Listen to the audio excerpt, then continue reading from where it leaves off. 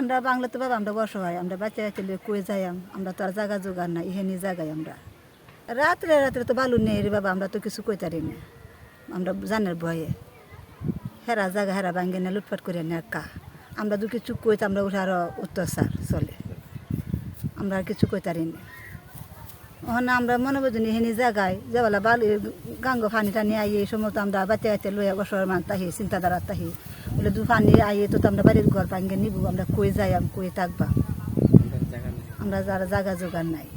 এই বেড়িবাঁধটা প্রথমে যখন নদীটা ভাঙতো প্রাকৃতিক দুর্যোগে ভাঙতো, কিন্তু এখন আর প্রাকৃতিক কোনো দুর্যোগে ভাঙে না।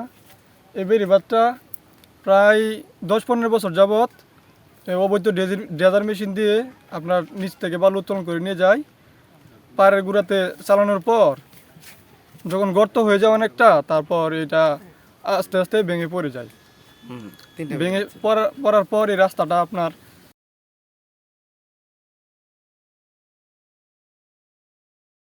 এই ঈদে জামা জুতো অ্যাক্সেসরিজের ডিসকাউন্ট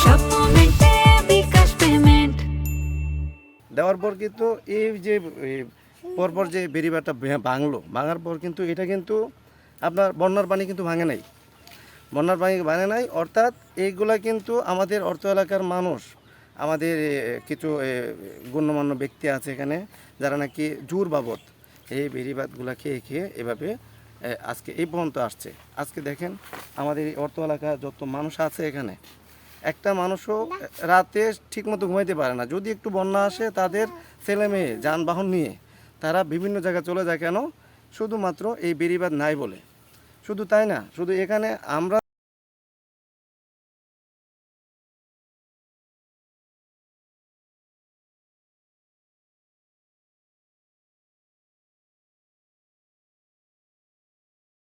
আমি মনে করি যে আমাদের যে বেড়িবাঁধটা আছে, যে বেড়িবাঁধটাকে যদি ব্লক দেওয়া হয়, ব্লকের সিস্টেম করা হয়, আর কেউ বালু টালু উত্তোলন না করতে পারে, তাইলে আমাদের এই বেড়িবাঁধটা স্থায়ী হবে এবং আমাদের জন্য উপকার হবে। শুধু এটা বেড়িবাঁধ নয়, এটা মানুষের যোগাযোগ ব্যবস্থার জন্য একটা রাস্তা হয়ে যাবে, স্থায়ীভাবে হবে যদি আমাদের এটাকে ব্লক সিস্টেম করা হয়। আমি দেখতে পাচ্ছি যে আমাদের ডুলুরা গ্রামের বিজিবি ক্যাম্প থেকে শুরু করে পুরা গ্রামটাই আমরা ঝুঁকির মাধ্যমে আছি।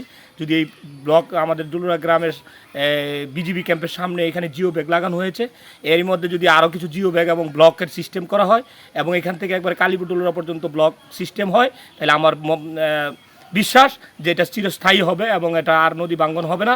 নদীর ভাঙ্গনের কারণে আমরা জমি যেগুলি চাষাবাদ করতাম, যে জমিতে আমরা বাড়িঘর করেছি, এখনও আমাদের রক্ষার কোনো উপায় আমরা বুঝতেছি না।